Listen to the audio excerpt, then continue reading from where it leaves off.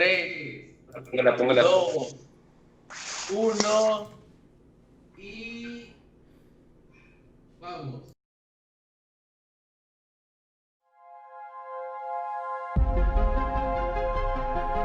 Un nuevo concepto, una nueva propuesta.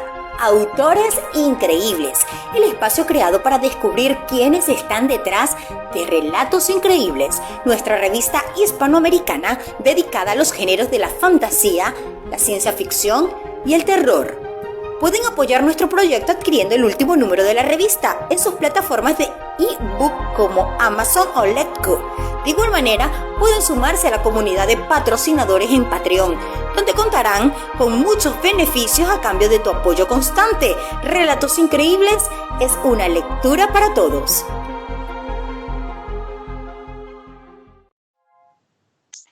Hola chicos, ¿qué tal? Bienvenidos a una transmisión más de Autores Increíbles, que como ya saben, se lleva a cabo todos los viernes en este horario a través de la página de Facebook Relatos Increíbles. No olviden seguir la página y darle like, darle me gusta. Ahí estaremos informando sobre números de la revista que se vayan publicando, sobre nuevos programas, sobre convocatorias, enlaces de interés y por supuesto los memes. En esta ocasión estamos yo, Isa Arboleida desde México y Javier Gómez desde Colombia como sus entrevistadores. ¿Cómo estás, Javier? Bien, Isa, muy bien. Un poco entusiasmado por esta odisea en el espacio que vamos a vivir, en el espacio cibernético del día de hoy. Completamente de acuerdo. Y como bien dice Javier, en esta ocasión estaremos platicando acerca de Odisea en el espacio, tanto de las obras literarias como de sus adaptaciones cinematográficas. Y para hablar del tema tenemos con nosotros a Daniel Salvo, a Luis López y a nuestro querido Merlin Chambi. ¿Cómo están, chicos? Bien, yo genial de aquí estar presente después del especial de Halloween, en la cual nos hemos asustado, han pasado cosas raras. Feliz de compartir nuevamente una entrevista con Luis y encantado de compartir con una de las grandes figuras de la ciencia ficción en el Perú, como es Daniel Salvo, cuyo libro El primer peruano en el espacio aprovecho siempre para recomendarlo cada vez que puedo. Encantado de estar aquí, encantado de estar con ustedes nuevamente. Muchas gracias, Merlín, por las generosas palabras y bueno, para mí doblemente encantado de estar con ustedes. Es un excelente inicio del mes de noviembre, ¿no? Y uno de los temas que me apasionan, pues, ¿no? El 2001, bueno, una historia personal que tengo con esa película y las novelas. Perfecto, nos da muchísimo gusto tenerlos con nosotros. Y Javier, no sé si pudieras hacernos los honores de presentarnos a Daniel Salvo. Claro que sí, Daniel Salvo es escritor de ciencia ficción, como ya lo dijo Merlin anteriormente, fantasía y terror, autor del libro de relatos El primer peruano en el espacio, genial. Sus cuentos han sido publicados en diversas revistas y antologías, editor de los blogs Ciencia Ficción Perú y Crónicas de Futuria. Genial, genial, Daniel, genial que nos muestres tu libro, parece espectacular. Además de colaborador con los blogs de Valero 25, La Casa de Carcacha y Agujero Negro, publicó la columna Mundos Imaginarios en el diario El Perú, dedicada a la literatura fantástica. Entre sus cuentos destaca El primer peruano en el espacio y Kipu Camayoc. Ok, vale, muchas gracias. ¿Cómo estás, Daniel? También para mí y para todos los que estamos acá, es realmente un honor el compartir este espacio contigo. Bueno, el honor es mío, ¿no? Porque el hecho de que exista Cuedi, ¿no? Esta iniciativa de Héctor y que, bueno, ha ido jalando a bastantes personas es la concreción de algo que antes no existía, ¿no? Imagínense una revista dedicada a la ciencia ficción, a la fantasía, ¿no? Al terror, y que tenga pues la regularidad que tiene, ¿no? Y el nivel que tiene, la presentación, caray, pues digo, ojalá hubiera encontrado eso cuando tenía pues, la edad en que nos agarra la ciencia ficción, ¿no? Los 14 años, los 12 años. Que es además, este espacio también, Daniel, busca hacer esos esfuerzos también de abarcar y de llegar gracias a estas tecnologías que justamente hace un tiempo era ciencia ficción, ¿no? Recuerdo algunos cuentos en donde el poder estarnos hablando acá en estos momentos a través de una pantalla, pues era incluso ciencia ficción. Faltan luego los hologramas, ¿no? Pero ya que ya casi vamos para allá. Por supuesto, nos falta poquito, pero ya estamos del otro lado y pues gracias a eso podemos estar aquí reunidos de distintos países y pues en plena época de que todavía hay pandemia, entonces. Pandemia. Sí. Y bueno, también quería hacer la presentación de Luis López. Él es un compatriota mío.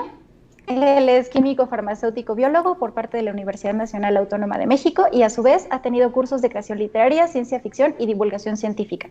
Ha publicado en las revistas Punto en Línea, en el portal Ciencia y Ficción, en las páginas El Club de la Fábula e Investigación y Desarrollo y por supuesto en Relatos Increíbles, en donde de hecho fue cuento de portada en nuestro número 17. ¿Cómo estás, Luis? Hola, estoy muy contento de estar nuevamente con ustedes, pero principalmente emocionado por participar en este emocionante tema que es pues probablemente la obra principal de Arthur C. Clarke. Entonces estoy muy contento de poder participar con ustedes. Ya un poco más adelante les platicaré por qué es un autor tan importante para mí. Perfecto, estamos muy emocionados de escucharte también. Y Javier, si pudieras hacernos el honor de presentarnos a nuestro querido productor técnico. Claro que sí, la última presentación de los tripulantes de esta nave es Merlin Camby, que ya lo han visto en varias ocasiones. Él es egresado de la carrera de Historia de la UNFUP, se ha desempeñado como asesor de campañas culturales en Lima Sur, así como dentro de iniciativas municipales que impulsan el consumo del libro y la práctica de la lectura. Ha dirigido programas de entrevistas culturales en Radio Santa Rosa y Estéreo Villa. Es autor de 2 cuentos de portada de la revista Relatos Increíbles y hay que decirlo de su canal espectacular, que a mí en lo personal me gusta verlo mucho, aunque estaba un poco en deuda porque los últimos programas, los últimos videos que subió no los he podido ver, pero claro que sí, siempre voy a recomendar tu blog, La Biblioteca de Merlín. ¿Cómo es tu canal de YouTube, La Biblioteca de Merlín? ¿Cómo estás, Merlín? ¿Qué tal? ¿Qué tal, Javier? Un gusto y gracias por la presentación. Ya a pesar de haber estado ya de caserito el día sábado también en la transmisión. Caserito le decimos aquí en Perú a la gente que ya es recurrente, entonces ya como que ya estamos acá en el gueto, ¿no? Okay. Y encantado, gracias por estar aquí y bueno, para hablar de hecho de una de las novelas y películas que quizás a muchos nos ha marcado, un antes y un después. Quizás yo nací después del estreno, pero tuve la oportunidad de ir a ver el reestreno, me acuerdo que fue hace un par de años, si no me equivoco, y siempre la experiencia es la misma.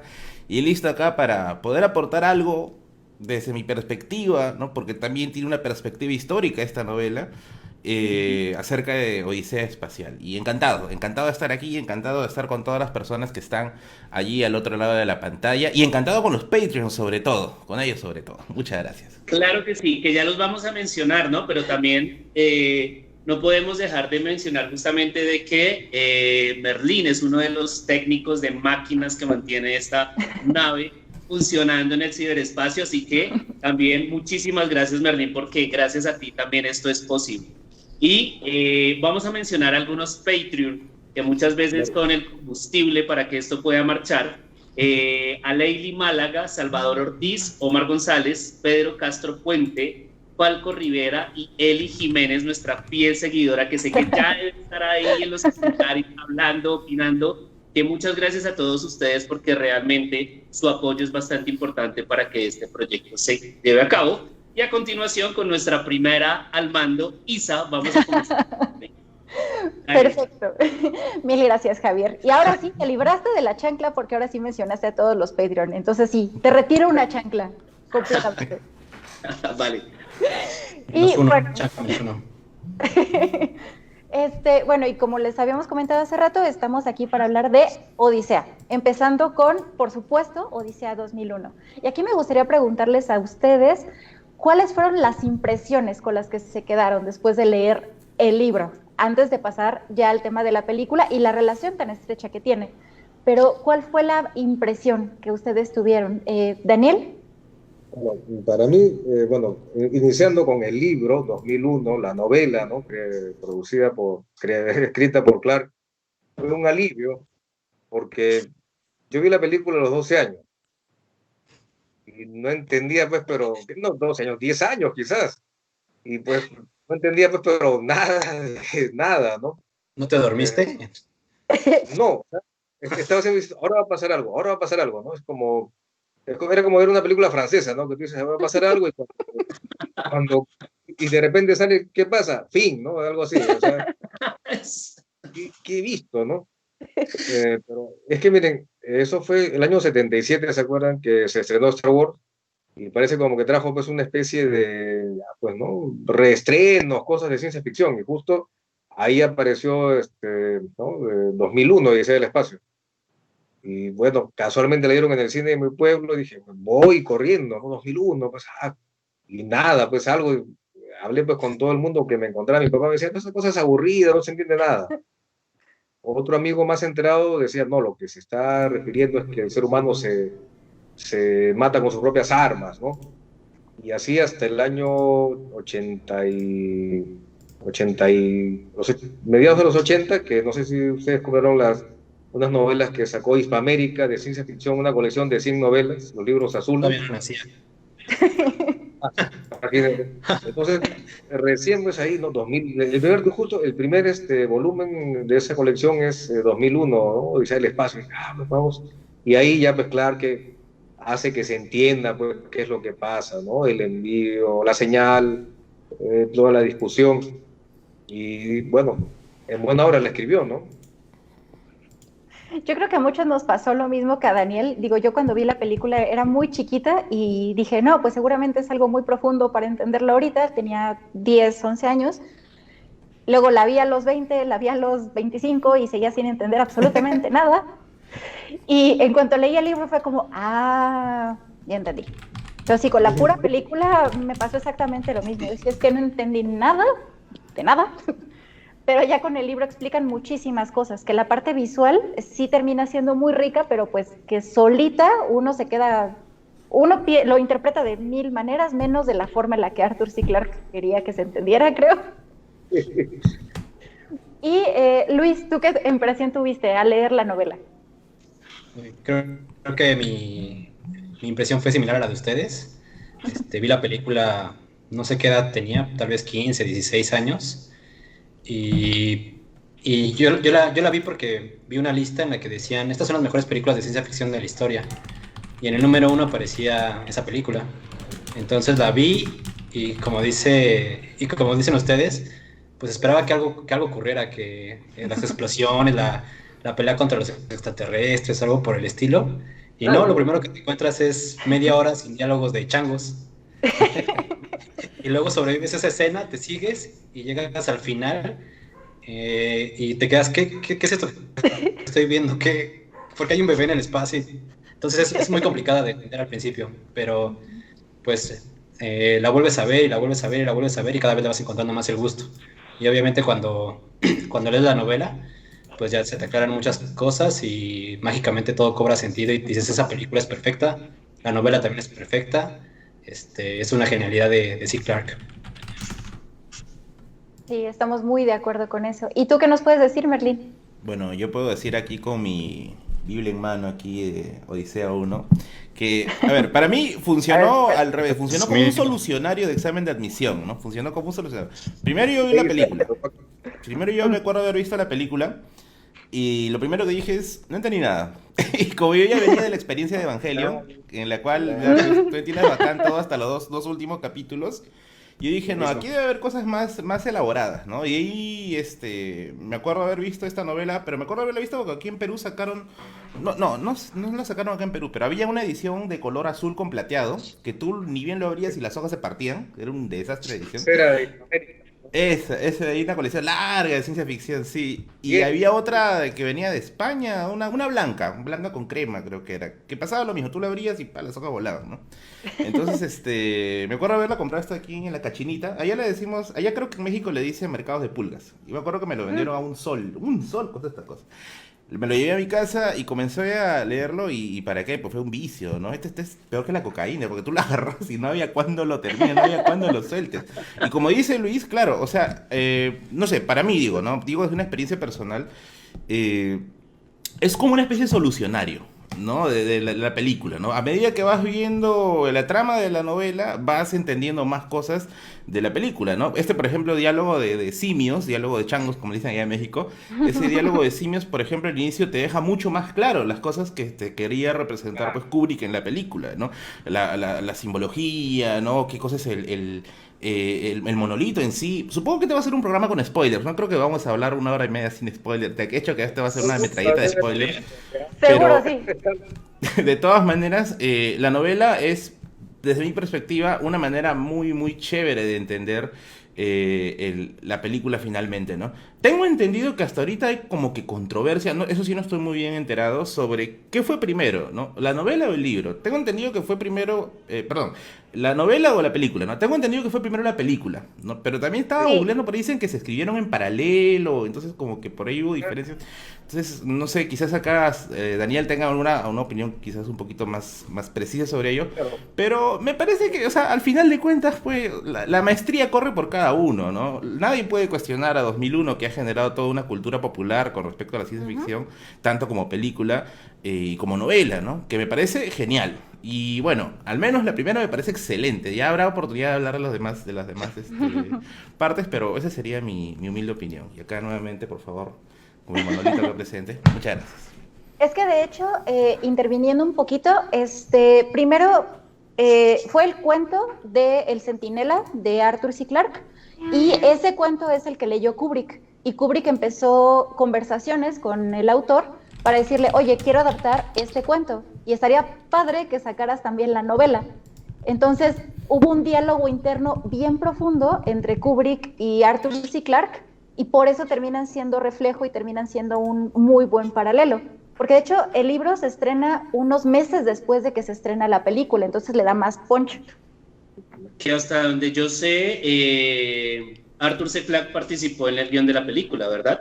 Sí, completamente, o sea, estuvo muy metido en la elaboración, y que además parece que los dos eran medio tercos, Sí. entonces Sí, no lo creo. querían como cejar ninguno de los dos, pero mantuvieron al final una muy buena perspectiva, y No, por eso no me termina... imagino una discusión fuerte entre ellos dos, porque Kubrick era un obsesivo de primera, ¿no? Sí. Por ahí hay varios mitos populares de la relación entre Clarke y Kubrick, como que lo llamaba a las 3 de la mañana para preguntarle si creía en Dios y cosas así. Entonces, Ya, Sí, o sea, sí, parece claro, que son sí, leyendas claro, populares, sí, ¿no? sí. Pero, o sea, O sea, que ya se conociendo quería ir a dormir más o y menos de lo la historia llamaba. de Kubrick, no me imagino otra cosa distinta, ¿no? Sí, parece que tenía fama de que perseguía como a sus guionistas y quería que todo estuviera mucho más rápido de lo que lo A sus quería. actores también. Sí, a sus actores les hacía unas cosas que bueno. Pero Daniel, no sé si nos pudieras ampliar un poquito más este tema acerca de la relación entre Kubrick y Arthur C. Clarke. Bueno, por lo que tengo entendido era una cosa tensa, ¿no? Porque uno nota pues por Clarke, ¿no? Por cómo escribe, ¿no? No solo 2001, sino otras novelas, sus cuentos. Bueno, pues que es bastante apegado al método, ¿no? Es metódico. Digamos, como que quizás no le gusta irse pues, a cuestiones tanto metafísicas. Y la novela, pues, bueno, yo digo, pues es para verla, pues, no sé, como un gurú a veces, ¿no? Por el tipo de imágenes que tiene, ¿no? Toda esa cuestión simbólica. Yo diría, es como que cada cosa tendría que verse por su cuenta, digamos, ¿no? O sea, la novela es Kubrick, ¿no? O sea, y creo, la novela, perdón, la película, ¿no? Verla pues, como un producto de Stanley Kubrick y su visión de lo que es la ciencia ficción, de lo que es su meditación de los temas, ¿no? Mientras que ya, pues, Clarke dice, no, es que pasa esto.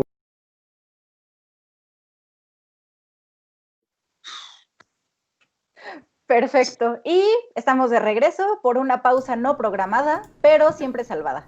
Siempre pasa, o son fantasmas, o son chaneques, o es el monolito, o son las máquinas. O dice Merlín. Sí, o sea, Merlín 9000. tenemos a nuestro esta vez se Merlín. nos llevaron a Merlín. HAL o sea, 9002 que- nos traicionó hoy día, lo siento.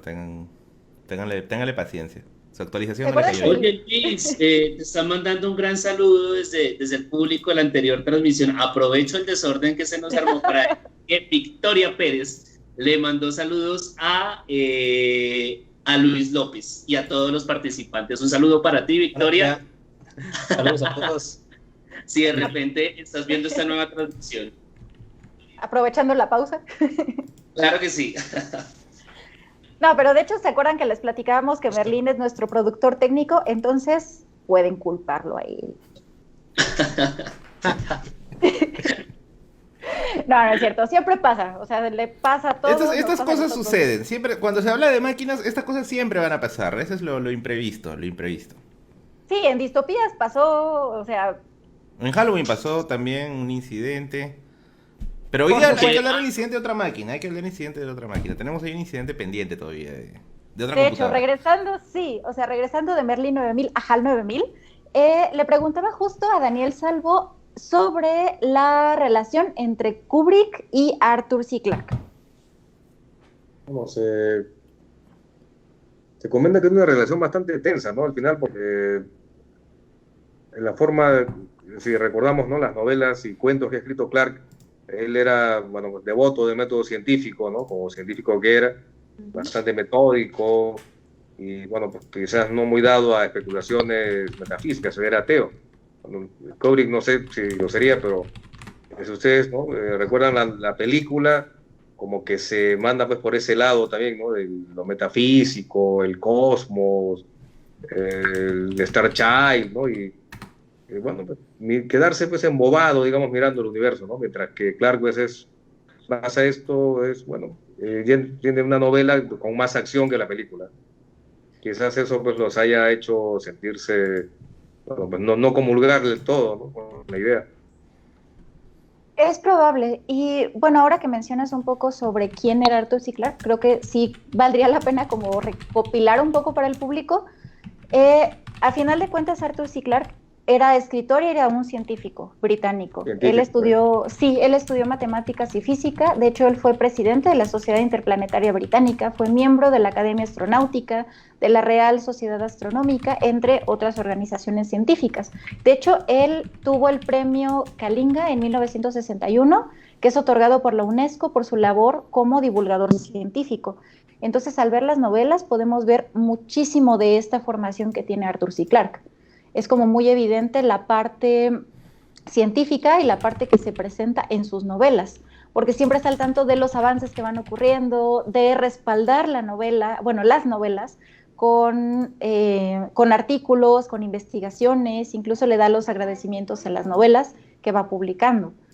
Y ahora, Javier, de hecho, nos estaba haciendo una pregunta bien interesante justo antes del corte respecto justo a esta parte científica. No sé si la pudieras retomar, Javier. Claro que sí. Hablaban de que, bueno, y que incluso el mismo Julio Verne, que era es el precursor, dicen, de la literatura de ciencia ficción, partía, a pesar de que consideramos de que él inventó muchísimos dispositivos para desarrollar los argumentos de sus películas, incluso él partió de ciertos descubrimientos, de cierta mentalidad colectiva que existía en su época también con respecto a los descubrimientos técnicos y tecnológicos que se estaban desarrollando. Pensaba, para la época de Arthur C. Clarke, estaba preguntando a los entrevistados en esos momentos, pues qué pasaba, qué había en el ambiente de la época, qué los llevó a pensar, después de Julio Verne, a pensar en viajes en el espacio. Y era Daniel quien nos estaba respondiendo algo bastante interesante. ¡Ay! La rebelión de las máquinas. Volvió la luz. Claro, recordemos que la década de los 60, ¿no? El siglo XX es la época no solo de la Guerra Fría, ¿no? La Unión Soviética y Estados Unidos, sino que justamente esa Guerra Fría en ese momento se concentra en la carrera espacial, ¿no? Es la época pues, del primer satélite, ¿no? El Sputnik, Laika, Gagarin, ¿no? O sea, y cada país tratando de replicar al otro y de ganarle, ¿no? Hasta que, bueno, al final pues toma, cuando corona el éxito era pues llegar a la Luna y es lo que logra justamente, ¿no? Estados Unidos, un año después del estreno de 2001, Odisea en el espacio. Es un momento perfecto porque todo se combina, ¿no? Incluso en el Perú llegaron a haber concursos, claro, poco publicitados, de ciencia ficción, ¿no? Imagínense. Caramba. De hecho, me voy a saltar un poquito, pero en la segunda película, en la película 2010, ahí sí se toca mucho el contexto sociopolítico ese contexto en el que está compitiendo Estados Unidos contra la antigua Unión Soviética. Algo que creo que no está tan marcado en los libros, pero en la película 2010 ahí sí está muy marcada esa parte. Y es que justamente yo quería aprovechar este momento porque sí hay ciertas histerias, o en la época entiendo que también había cierta histeria colectiva, ¿no? Que buscaba o que impulsaba a la gente a soñar incluso con esta carrera espacial, y que no solamente se puede decir que impulsaron series, películas de tipo 2001, Odisea en el espacio, sino que también impulsaron otra gran cantidad de series que viene a ser algo muy interesante, en tanto que esas series incluso llegaron a ser el impulso de muchos jóvenes para interesarse en la ciencia. Oscar Berlín, que es el historiador de esta nave, ¿qué tengas que decirnos al respecto? No, de hecho, a ver, comenzando por el libro, porque vamos a hacer orgánicamente esto, ¿no? Vamos a empezar primero con el libro, luego con la película, ¿no? Según las tablillas que ha hecho Iser justamente del programa. Definitivamente, o sea, el libro es un canto a la humanidad. Si uno quisiera definir en una sola palabra el libro, yo podría definirla como evolución. O sea, el tema central es la evolución, ¿no? A raíz de esto de los monolitos, ¿no? ¿Qué representa cada monolito? Acá haciendo un mega spoiler, porque ya dijimos que esta transmisión va a ser una metralleta de spoilers.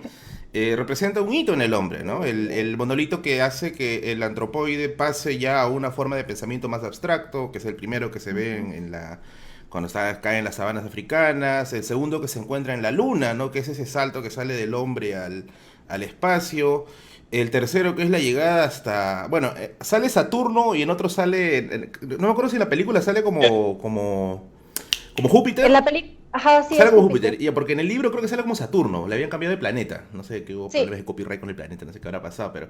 La cosa es que le cambiaron de planeta. Y ahí también se ve un monolito, ¿no? Que es donde finalmente se da el último salto evolutivo, ¿no? A esto de trascender la materia, ¿no? Y sale este bebé, pues así medio extraño, ¿no? O sea, finalmente es un canto a la evolución. Es un canto a la evolución, Odisea en el espacio. Y a raíz de eso, pues se ve todas las aristas del ser humano, ¿no? Este afán por el dominio tecnológico que tiene al crear un ser como HAL. En la parte 2, ya que Luis hizo la entrada, yo me colo también por esa puerta, ¿no? Esta visión a los años 60, que es, estamos en pleno conflicto que hay entre las potencias más representativas del planeta, del capitalismo y el socialismo. Entonces, todo eso se ve concentrado ahí, ¿no? Clarke, muy aparte de ser un divulgador científico, muy aparte de ser un productor de ciencia, es también una persona comprometida con su tiempo, ¿no? Eso es algo bien interesante de ver, sobre todo en estos días en que mucha gente se cierra, ¿no? Por ejemplo, yo soy de letras y no quiero saber de ciencias, ¿no? Eso ya es otra cosa, ¿no? O yo soy de ciencias y, pucha, ¿para qué sirve aprender historia? No sirve para nada, ¿no? Sirve las máquinas. Entonces, Clarke es un humanista, ¿no? Clarke es y lo digo en el sentido completo, en el sentido de que agarra los conocimientos, los hace un conglomerado y los manifiesta en su novela. Entonces, bajo esa premisa a mí me encanta esta novela. Es una de las razones por las cuales yo me enganché mucho con esta novela y me atrajo mucho también, por salirme un poco del asunto, pues, Crónicas Marciales, que tiene una temática bien parecida también, ¿no? Porque es tecnología más ahí jalones de oreja a defectos de la humanidad que ha ido obteniendo a lo largo de su trayectoria histórica, ¿no? Y definitivamente el libro pues da para hablar. Mira, ahí Javier se ha ido a correr, a buscar su libro y dicen, ¿dónde está eso? ¿No?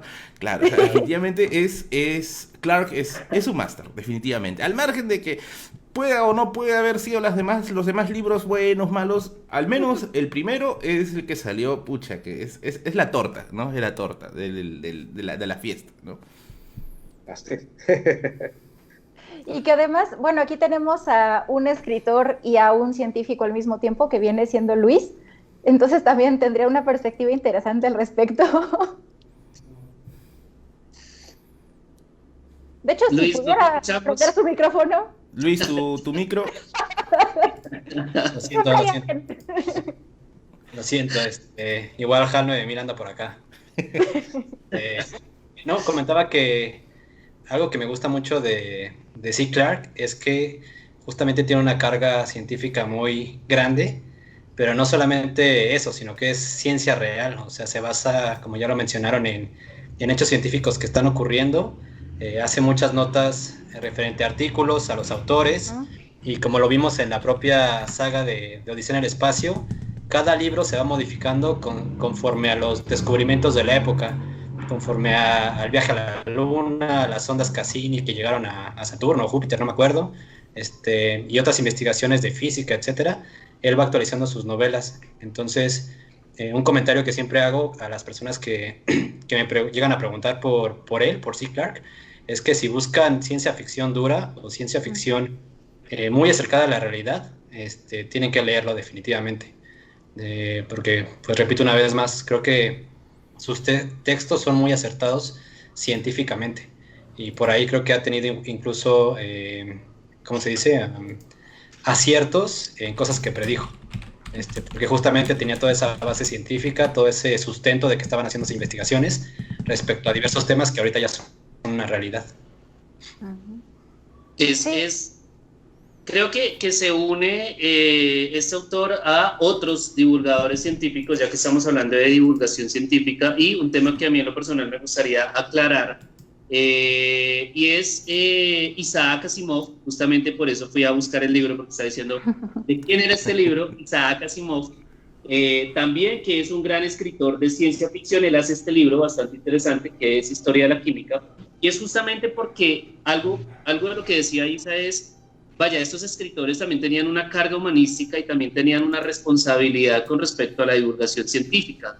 De repente pensar en Asimov, pensar en Arthur C. Clarke o incluso pensar en Carl Sagan, da para pensar de que estos grandes divulgadores científicos entienden un componente humano de la ciencia muy importante y, de cierta forma, en sus novelas llegaron a proyectar, si se quiere, incluso muchas de sus preocupaciones científicas.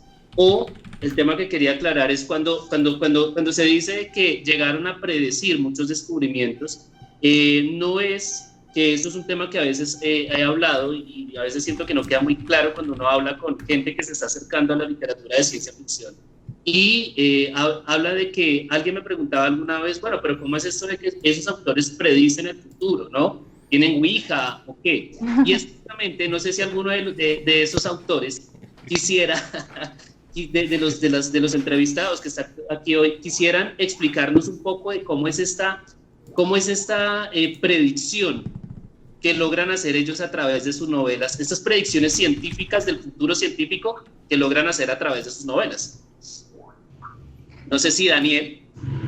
Bueno, mira, creo que en mis 50 años, ¿no? Es como cada época observa eso de una manera, valora eso de diferentes formas, ¿no? Por ejemplo, hará pues 20 años, ¿no? Como que mientras la ciencia ficción no se consideraba todavía una literatura de nivel, por decirlo así, entonces como que autores y lectores trataban de buscar el valor de la ciencia ficción en la predicción, es decir, mira, ¿no? Verne predijo el submarino, predijo el viaje a la Luna, Isaac Asimov predijo el robot, Clarke, ¿no? el satélite geoestacionario, pero eso creo que sería, pues, era darle, no sé, pues, un valor secundario a la ciencia ficción, ¿no? Ya no como literatura, sino como un ejercicio de predicción, ¿no? Y yo creo que no olvidemos que ellos al final eran escritores y lo que querían, pues, era escribir historias, ¿no? Donde al protagonista o los protagonistas, seres humanos, que les suceden cosas, ¿no? Sí. Voy a meterme un poquito mi cuchara ahí. O sea, sí, creo que justamente como los ejemplos que menciona Javier, Asimov, Clarke, Sagan, pues eran científicos, o sea, aparte de escritores eran científicos, trabajaban en laboratorios, en universidades, en academias, estaban en contacto con muchos otros científicos, entonces estaban al tanto de las investigaciones que se estaban llevando en la época y pues justamente de las posibles repercusiones que podían tener estas investigaciones. Entonces creo que por eso tenían una idea muy bien fundamentada de lo que podría ocurrir en algunos años, de lo que se podría tener en algunos años, pero era pues justamente porque estaban al tanto de las investigaciones que estaban realizando en el momento. Sí, yo creo que ahí tiene mucho sentido, porque además la ciencia ficción pues no predice, pero sí proyecta. Eso. Entonces en este caso, que son escritores que están al tanto de los avances científicos, como es lo que comenta Luis, tienen más armas y más información a través de la cual proyectar. sus escritos. Por eso vemos como tantas semejanzas con lo que vemos hoy en día. Y esto pasa con la ciencia ficción dura, como también con la cuestión social. O sea, muchísima de la ciencia ficción que tiene que ver con temas sociales o con temas psicológicos y culturales es tomar problemas y proyectarlos a un futuro y siempre ver la posibilidad de qué pasaría si, y por eso se ven muchas cosas actuales en este tipo de novelas.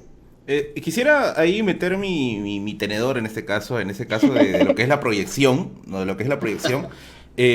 Claro, se puede decir el objetivo del escritor es crear, ¿no? Es crear, al margen de lo que vaya a decir, termine siendo verdad o no, el objetivo es crear. Su objetivo es crear un relato increíble, haciéndole cherry acá al programa, ¿no? Es crear algo fantástico, ¿no? Pero en el caso de la ciencia ficción, que para mí es una de las cosas que más me llaman la atención en el mundo de la literatura, está el hecho de que ya de por sí el escritor de ciencia ficción imagina el futuro. Y es una persona que imagina el futuro con opciones válidas, con opciones probables, ¿no?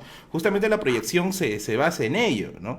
Y volviendo nuevamente al tema de Clarke no solamente estira, o mejor dicho, crea corolarios de las cosas que pasan en su momento, ¿no? Con respecto a temas científicos, sino también a temas sociales, ¿no? Por ejemplo, esto de la Unión Africana, de que habla que hubo una revolución en África y formaron un estado sudafricano, o sea, eso es algo que si es que examinamos, por ejemplo, los años previos a la rebelión de Mandela, o sea, uno podría decir, en cualquier momento va a terminar pasando algo similar, o sea, tú oprimes a un grupo y el grupo tarde o temprano termina reaccionando, ese es Hegel. Entonces, de alguna u otra manera, siempre la proyección del escritor de ciencia ficción va a terminar siendo casi una profecía, casi un oráculo, ¿no? Entonces, no creo que sea tampoco casual, ¿no? El hecho de que autores como Clarke, como Bradbury, quizás como Asimov o Verne, que ese es el caso más clásico, hayan terminado dándole al clavo, ¿no? Entonces eso nos llevaría a algo más interesante, ¿no? ¿Qué tan válido sería que como política estatal, quién sabe, ¿no? Examinar futuros probables examinando la ciencia ficción de un país, ¿no? Quién sabe, a lo mejor por ahí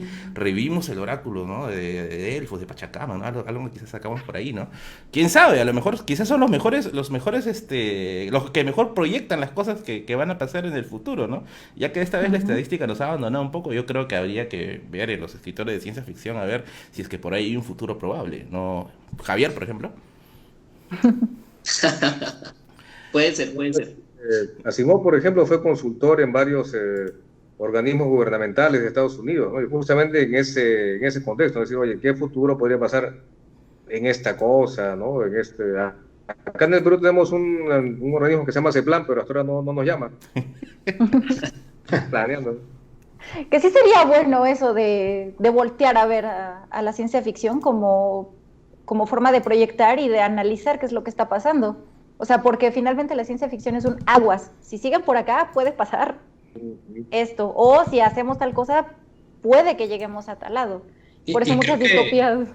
Creo que también justamente esta parte científica, social, que cargan estos escritores, es algo que los diferencia de otros escritores. Creo que también por eso son tan buenos, tan reconocidos, y por eso otros escritores que a lo mejor escriben ciencia ficción más, pues no sé, embustera o con teorías sacadas de la manga, no pegan tanto, no son tan populares o tan reconocidos como estos escritores. Ahorita se me viene a la mente un escritor actual, Ted Chiang, que también tiene una carga científica muy importante, y lo notas en sus textos. Y en ese caso que tú mencionas, pues con la parte lingüística, que es fundamental en el texto, y que tiene que ver con la forma de que funciona el cerebro, de que una especie funciona y cómo se ve reflejado a través de su lenguaje. Y valdría la pena hacer un programa de eso más adelante.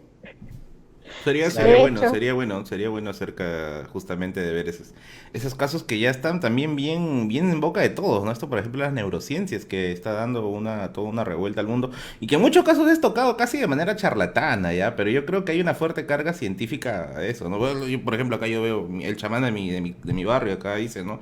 Pactado con el diablo y especialista en neurociencias. Entonces, Dios mío, me hace el servicio más completo del mundo, ¿no? Por eso sería muy bueno hacer un programa acerca de ello. Apoyo a la moción.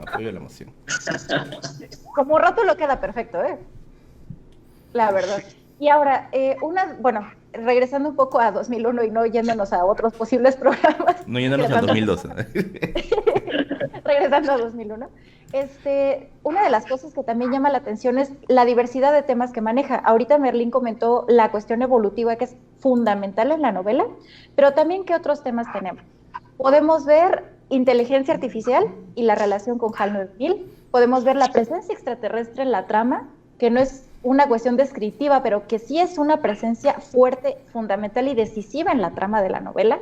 Y la cuestión de la mente, de la conciencia humana y del desprendimiento del cuerpo. Esta cuestión de la conciencia liberada a través de la parte extraterrestre. Ahora, respecto a este tema, sí, ya sé que sonó muy... pero hay una relación bien interesante entre esas temáticas y Clarke termina haciendo un diálogo bien bonito entre estas tramas que parecieran tan distintas, pero termina resultando de forma muy armónica y muy congruente en una sola novela. No sé si respecto a estas temáticas pudieran comentarnos un poco. Luis. Sí, bueno, me gustaría dejar el tema de HAL 9000 a los demás, que creo que también da para un programa completo. A mí me gustaría ahondar un poquito en el tema de los extraterrestres, ¿no? Bueno, de los que colocaron el monolito, los monolitos. Creo que partiendo incluso desde el Centinela, que fue el cuento pues primogénito, el que dio origen a todo, que si no lo han leído los invito a que lo lean, es un cuento pues muy breve, pues creo que es una idea totalmente impresionante, el hecho de considerar que una civilización, extraterrestres, dioses, lo que ustedes quieran, hayan colocado un artefacto en la luna como un reto, para darse cuenta que cuando nosotros llegáramos a la luna, significaba que habíamos dado ese gran paso evolutivo y que estábamos listos pues para el siguiente. Entonces me parece que eso es algo impresionante, que empieza con el cuento del Centinela, que a mí me impulsó a escribir ciencia ficción, de hecho, y posteriormente pues se desarrolla mucho más con la película y con la novela. Sin embargo, aquí es donde a lo mejor voy a meter un poco de polémica. Creo que hasta ahí todo estaba muy bien. El cuento, la novela, la película, todo iba perfecto. O sea, era una trama perfecta, muy intrigante. Pasamos a las siguientes novelas, a la siguiente película, y creo que ahí sí, Clarke se desvía un poquito, porque creo que a lo que nos interesaba a todos era justamente ver cómo se daba ese contacto con esa civilización extraterrestre. Y bueno, ya vamos a hacer el spoiler, pues nunca ocurre. Siempre se queda ahí en la incertidumbre. Sí, Clarke se desvía por otros temas que también son interesantes, pero creo que yo no es lo que buscaba en los siguientes libros. O sea, yo en los siguientes libros buscaba que a lo mejor ya salieran de la galaxia, fueran a otros planetas, conocieran a los extraterrestres, y pues no ocurre. Entonces, creo que ese es como que el único frijol en el arroz. Yo quería ver a esos extraterrestres, a esos seres. Sin embargo, pues esa idea de que hay algo ahí que nos está vigilando, que está viendo cómo nos desarrollamos, me pareció fascinante. Y lo repito, gracias a eso empecé a escribir ciencia ficción, a ese cuento. Ok, genial.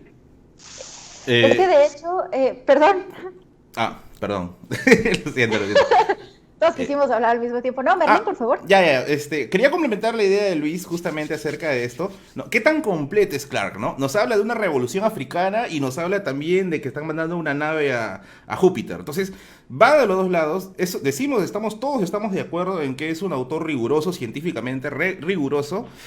Y aquí es donde entramos en algo muy interesante. Habla de los extraterrestres, ¿no? Hoy en día, si es que alguien habla de los extraterrestres, de frente te mandan con Anthony Choi, ¿no? Anthony Choi es un especialista en ovnis aquí en Perú, ¿ya? Y de una te dicen, no, esos son pseudociencias, no sabes qué, ¿no? Pero en el caso de Clarke, que es un hombre que tiene una formación científica y hace una novela científica, habla de extraterrestres y tú le crees en cierto modo, ¿no? Entonces dices, oye, pero tiene una carga de validez. Entonces, me parece, por ese lado también, otro punto bien interesante es que no descarta la idea de esto que hoy en día nos parece charlatanería o cosas pues así de cuentos baratos, y le incluye dentro de su narrativa. Y esto justamente lo conversaba el otro día, creo que fue con Héctor que conversaba esto, ¿no? Muchos grandes hombres de la historia del Perú han sido creyentes en esta clase de cosas. Hace poco, por ejemplo, y haciendo spoiler en mis videos de YouTube también, Hipólito Unanue, ¿no? Hipólito Unanue en el Mercurio peruano tiene cartas de personas que han visto seres fantásticos en otras partes como en Cañete, ¿no? Y él no dice, no, esta carta es inventada, no, vamos a botarla a la basura. No, está publicado en el Mercurio Peruano. Tiene también un estudio sobre el gigantismo, sobre los gigantes, e incluso él aboga, tiene una tesis en la que aboga acerca de la estatura gigante de los seres de los peruanos.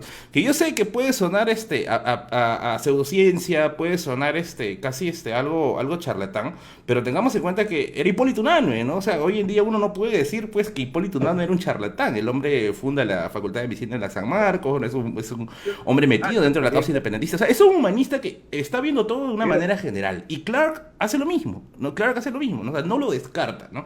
Coincido con Luis con esto de la trayectoria del desencanto. Lamentablemente, o sea, yo me enteré tarde que había más partes de Odisea del Espacio. Es más, yo me endeudé para comprar este de acá, el 3001. Me endeudé para comprar este de acá. Yo me acuerdo que había ido a Quilca. Girón Quilca es un lugar bien conocido aquí en Lima, donde se compran libros, y yo creo que estaba con un amigo, y mi error, y el error que cualquiera que está viendo este programa es emocionarse frente al vendedor de libros, ¿no? O sea, me chantó 40 soles así plantados, ¿no?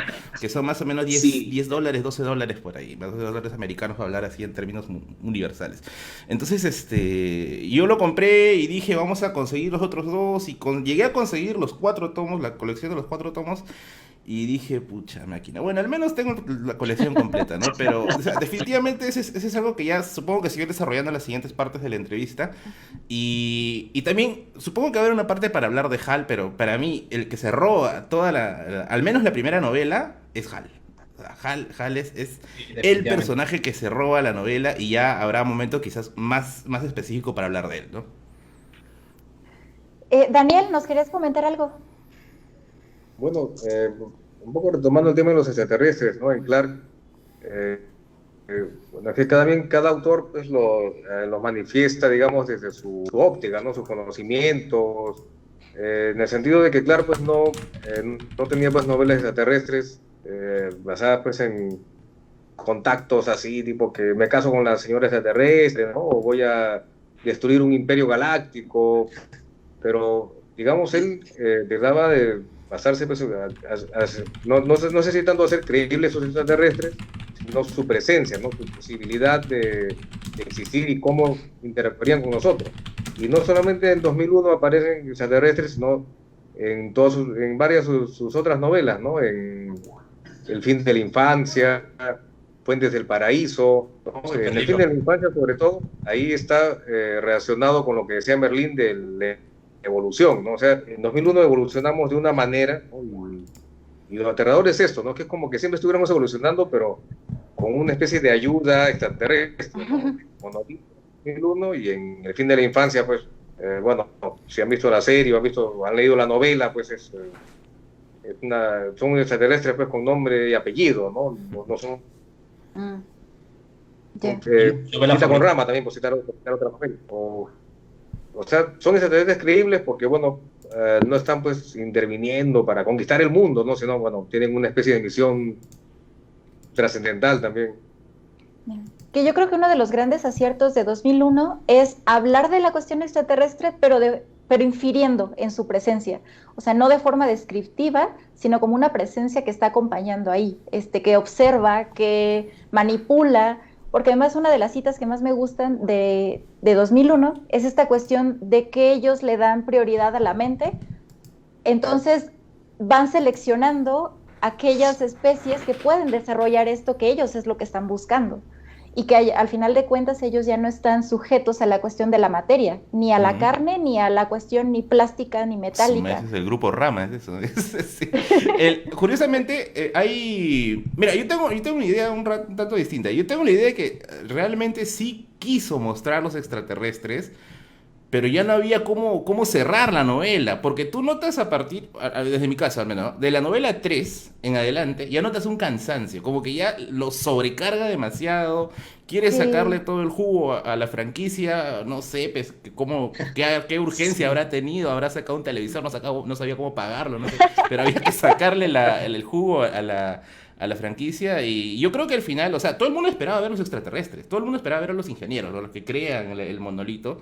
Pero ya el hype o la emoción era tanta que hagas lo que hagas, yo creo que no iba a terminar dejando satisfecho a todo el mundo. Entonces lo mejor era decir, ¿no?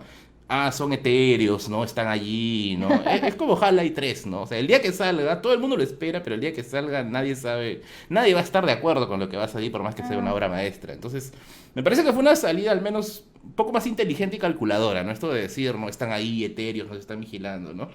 Y bueno, ¿no? O sea, también extender una saga a 4 libros debe ser pues una tarea titánica, ¿no? Definitivamente.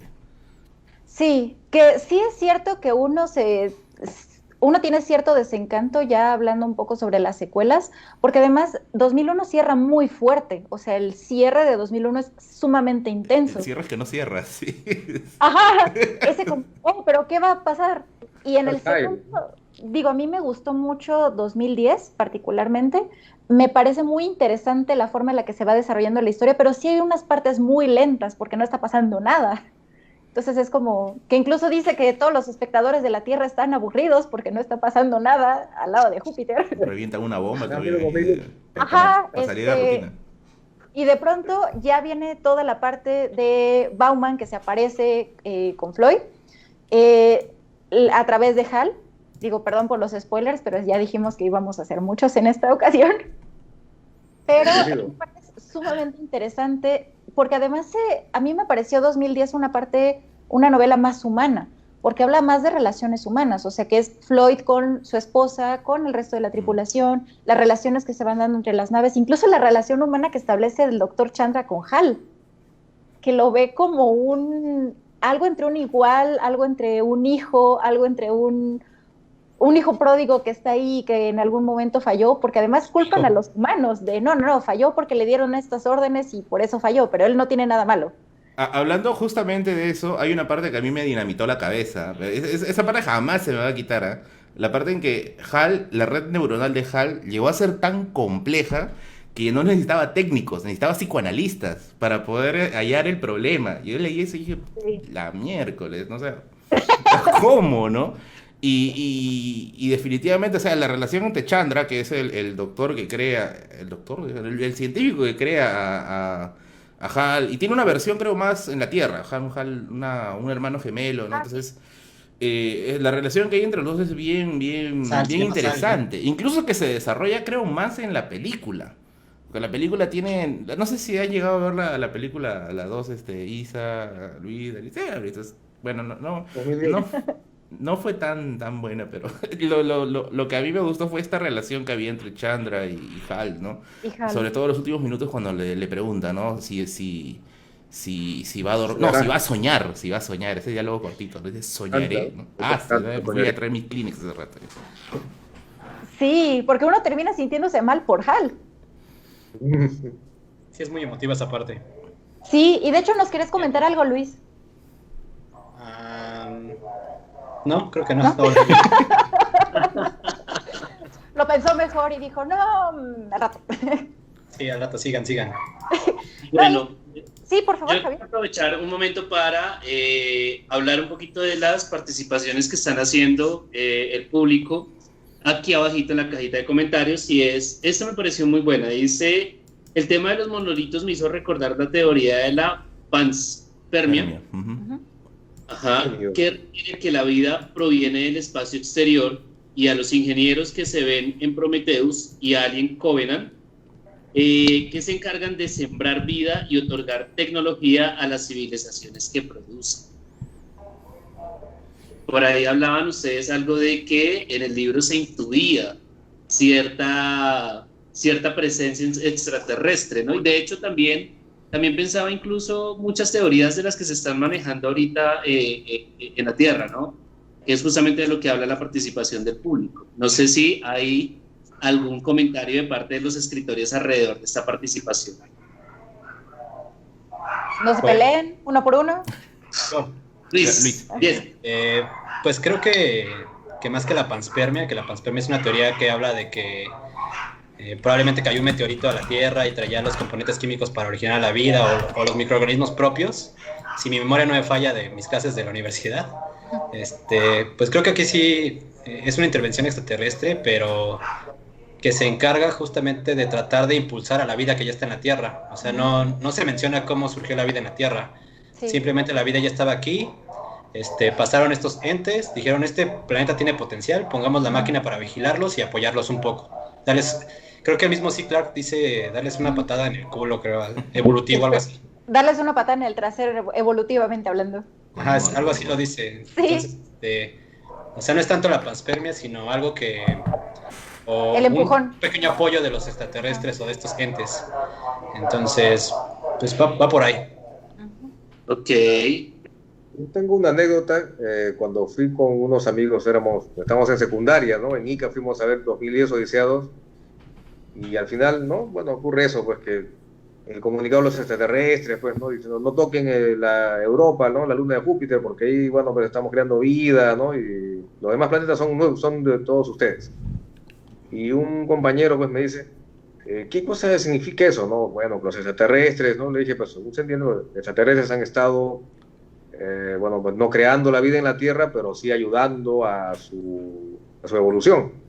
Y se molestó mi amigo, pues dice, tan acomplejados son esos que han hecho la película que tienen que dar que otros ¿no? nos ayuden, algo así. Y bueno, a mí me sorprendió un poco eso, ¿no? Le dije, no, mira, no es que, bueno, si al final la vida es biológica, ¿no?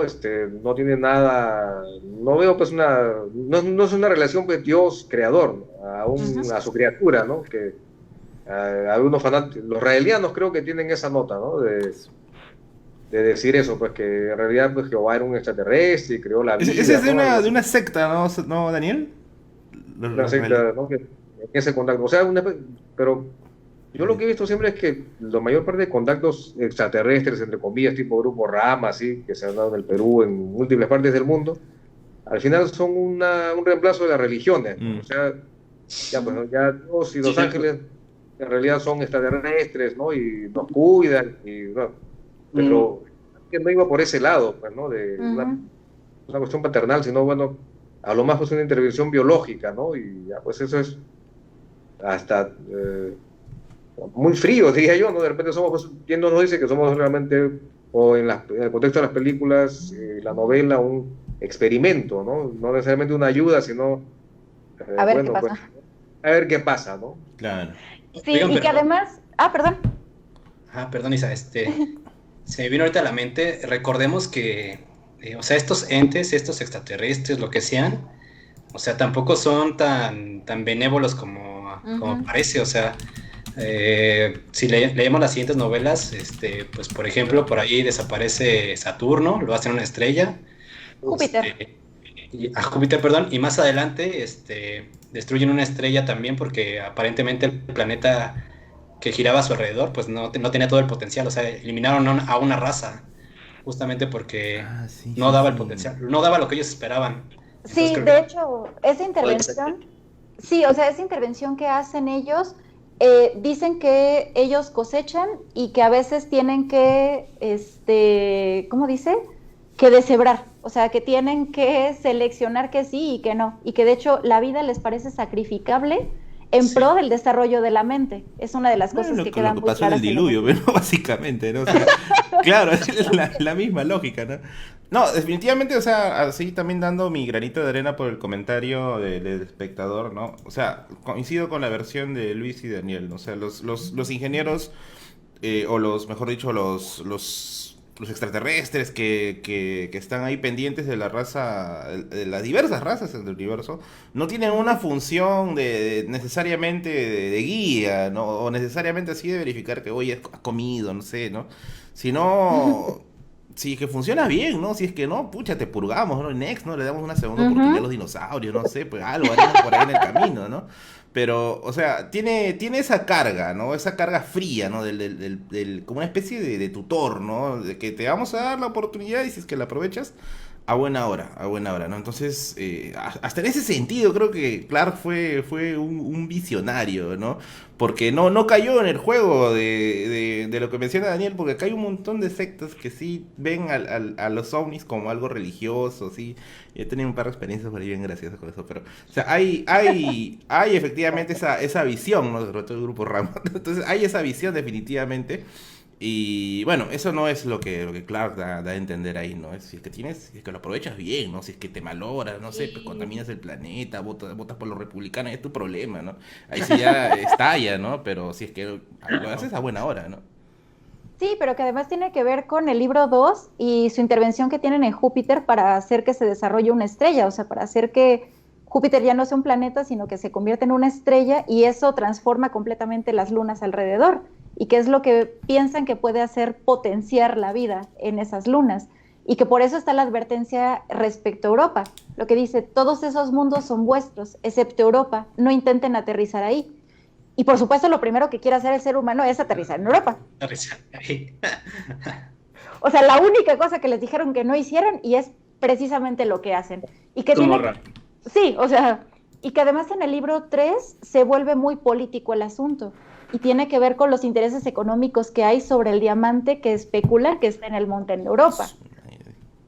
Y que además pensábamos que se iba a ir también por otra parte Arthur C. Clarke y mete mucho esta cuestión económica y política y muchas organizaciones que están detrás de los actos. Entonces, yo no disfruté tanto la tercera novela, no sé ustedes si me pudieran decir qué les pareció.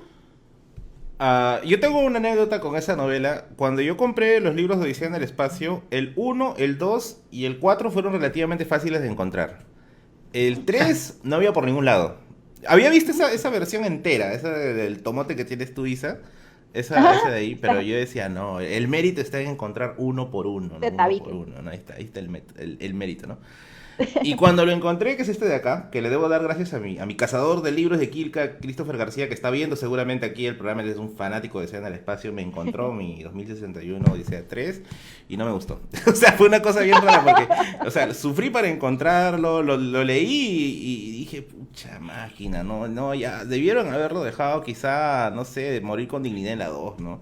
La 3 es muy densa, definitivamente es demasiado densa, no estamos acostumbrados para nada a lo que hemos visto en la 1, incluso en la 2, que ya es un poquito más denso el asunto, porque en la 1 tenemos a dos astronautas y HAL, ¿no? Entonces ahí que están ocupando un grueso del libro, y justamente esas...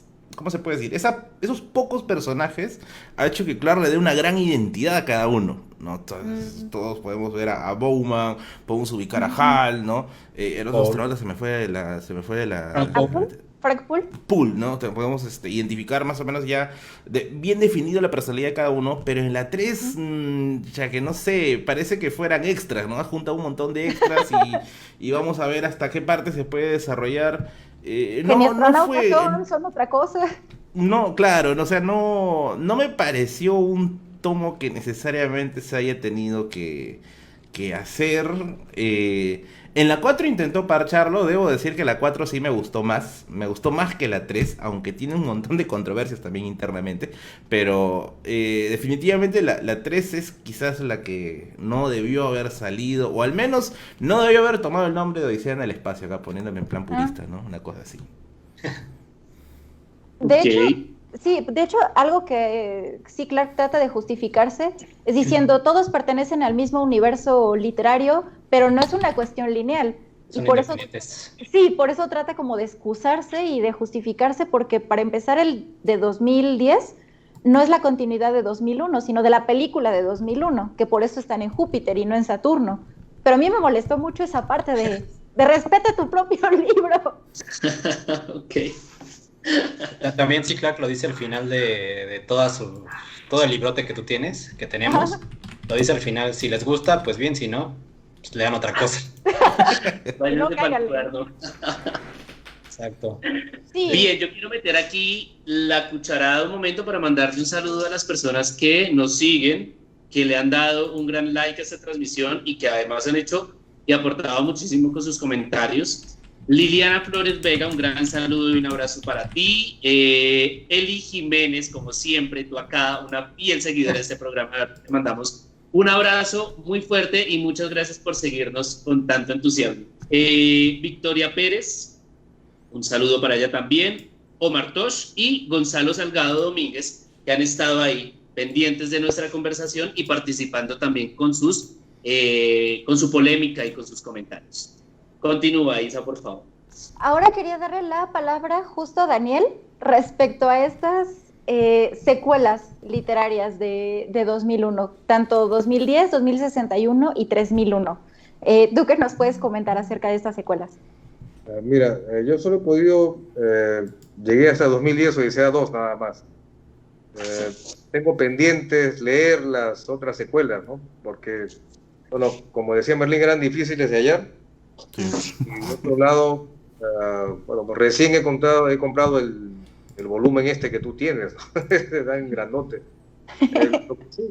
Lo que sí quisiera, no sé, destacar o recordar es también el final de 2010, Odisea 2. Sí. Esto ha influido mucho en esta idea, pues, bonachona, ¿no?, de los extraterrestres, porque acuérdense que termina, pues, con una, que todo el mundo se... bueno, vamos a terraformar Europa, ¿no?, y no toquen Júpiter. Entonces, yo recuerdo que en la película, pues, sale como una especie de voz en off, ¿no? Y todo cambió y firmaron la paz Estados Unidos con los soviéticos, ¿no? Porque todo bonito, pues, ¿no? Porque ya, pues, se convencieron de que había extraterrestres y que eran más poderosos y que había un camino para la paz. O sea, qué buenos extraterrestres, ¿no? Y ahora por las revelaciones de ustedes estoy sabiendo, pues, que los extraterrestres esos no eran, pues, tan buena onda. Tan benévolos. Tan benévolos, claro. Que además el final del libro 2010 también es bastante interesante en el sentido que también recogen la mente de Hal. O sea, que siendo una inteligencia artificial también deciden que su mente debe ser rescatada y tomada para ellos. O sea, ya no lo hacen solamente con la cuestión de los humanos, sino también que jalan a su equipo a HAL 9000. Eso también resulta muy interesante. Luis, por favor. Bueno, sí, retomando este último comentario que haces. De hecho, bueno, HAL pasa a formar parte del monolito junto con Paul. Y al final... ¿Mande? Con Bauman. Con Bauman, perdón. Y en la Odisea final, ya incluso los nombran Halman. O sea, como ya no es HAL, ya no es Bauman, ya es Halman. Se fusionan, sí. Un solo ente, con el monolito. Bueno, y referente a estas 3 novelas extra de todo. ¿Perdón, Daniel? ¿Cómo, Daniel? Me spoileaste todo. Oye, ¿verdad? No tenía ni idea que iba a pasar eso. Ya tendría que devolver el libro a Risol. Habíamos dicho que con spoilers, lo siento. Sí.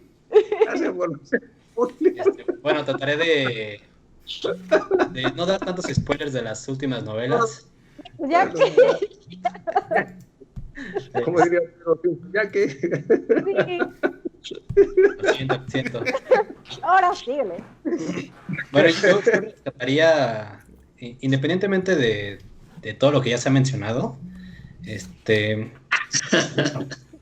yo tenía un profesor de literatura en la universidad que me decía, si escribes que hay una pistola colgada en la pared, es porque se va a disparar. Y creo que en las siguientes novelas se desviaba del tema y hablaba de otras cosas que eran, pues, relativamente interesantes, que te gustaba ver cómo estaba la Tierra en ese momento, etcétera, etcétera, pero pues creo que al final si quitas esos capítulos no pasa nada, sigue siendo la misma historia. Pero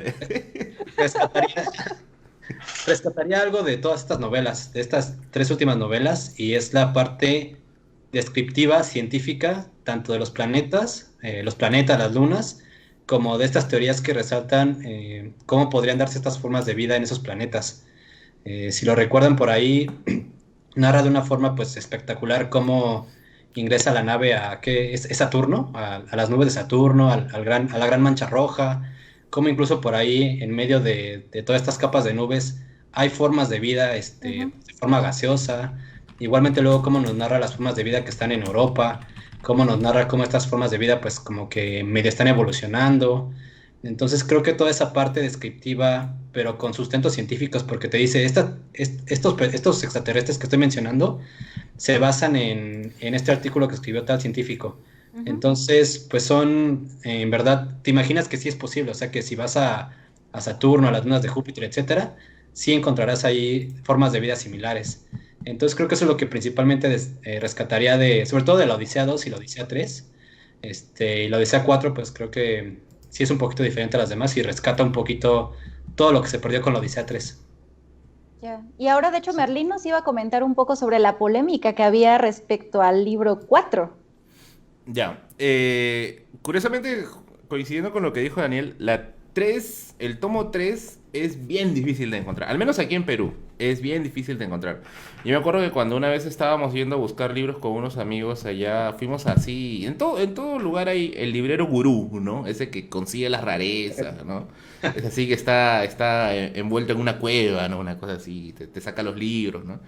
Y me acuerdo que Se nosotros le consiguen preguntamos, le preguntamos, ¿tienes 2061 Odisea 3? Y me dijo, no, y solo lo he visto 2 veces en mi vida. Ya con eso ya me fusiló, ya el tipo ya tenía como 80 años ya. Y dije, no, algún día lo conseguiré. La 4, el libro número 4, para no tampoco, pucha, no hacerle mucho spoiler a Daniel. Daniel se ha congelado, creo, no sé qué pasó, Daniel entró... Creo que entró en el monolito y... no, creo que se cristalizó, Daniel, no, a ver si es que podemos recuperar la conexión con Daniel.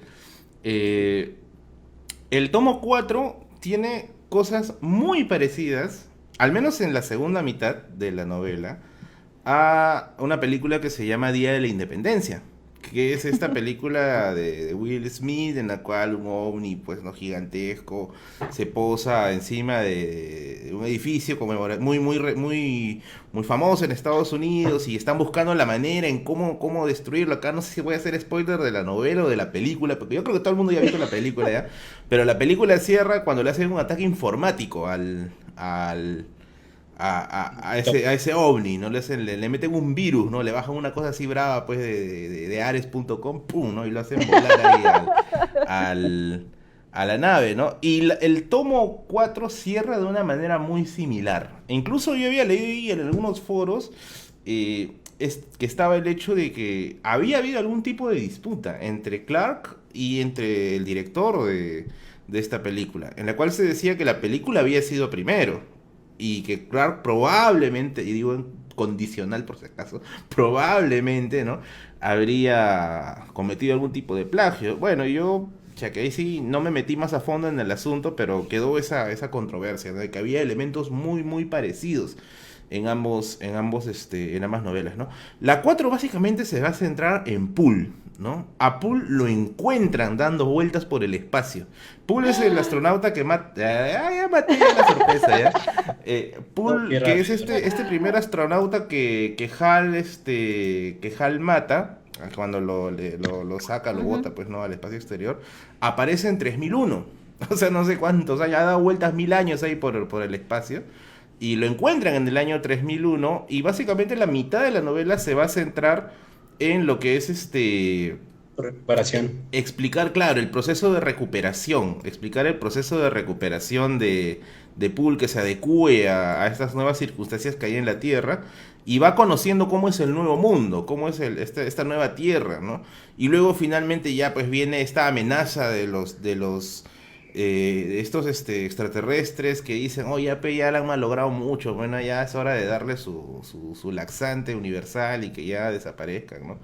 Y bueno, finalmente termina muy parecido a esta película Día de la Independencia. La 4 me parece mucho más digerible que la 3. ¿Por qué? Porque en el proceso en el cual Poole se adapta al nuevo mundo, eres tú adaptándote al año 3001. O sea, prácticamente Poole es la excusa para que tú conozcas cómo es el año 3001. Porque él se va a hacer las mismas preguntas que te vas a hacer tú. ¿Qué está pasando en el año 3001, no? ¿Qué pasa con el transporte? ¿Qué pasa con la paz mundial? ¿Sigue existiendo el electro? O sea, te haces todas las preguntas ahí que te puedes hacer en algún momento. Y bueno, esa es la trama, ¿no? Me parece el libro más digerible o al menos mucho más digerible que la número 3, pero como nuevamente habíamos dicho anteriormente, tiene ese sinsabor final de que pudo haber sido mejor, ¿no? Pudo haber terminado mucho mejor. Hay algo súper interesante Sí. en el último libro también, perdón, Javier, y es que, pues justamente...